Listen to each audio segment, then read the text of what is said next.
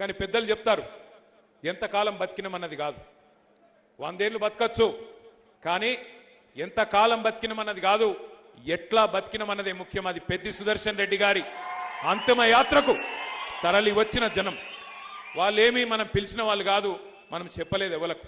కానీ కొన్ని లక్ష పైచిలుకు మంది 12 గంటల పాటు వర్షం పడుతుంది, ఇబ్బంది అవుతుంది, కానీ ఎవ్వరు ఎక్కడ కదలలేదు. మేము ఇక్కడికి వచ్చి నల్లబెల్లికి వచ్చి 5:30, 6 గంటలు ఎదురు చూస్తా ఉన్నాం, వస్తున్నారంటే కదలనిస్తలేరు.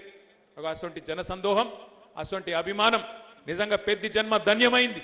స్వర్గంలో ఎక్కడున్నాడో కానీ ఆయన జన్మ ధన్యమైంది.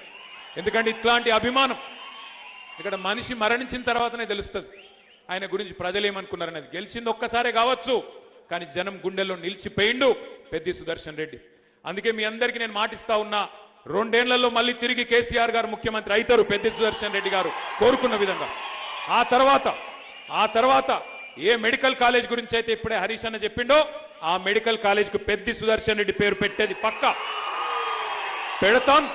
పెట్టి పెద్ది సుదర్శన్ రెడ్డి పేరు నర్సంపేటలో చిరస్థాయిగా నిలిచిపోయే విధంగా, భవిష్యత్తులో ప్రతి తరము గుర్తుపెట్టుకునే విధంగా వారికి ఘనంగా నివాళి అర్పిద్దాం.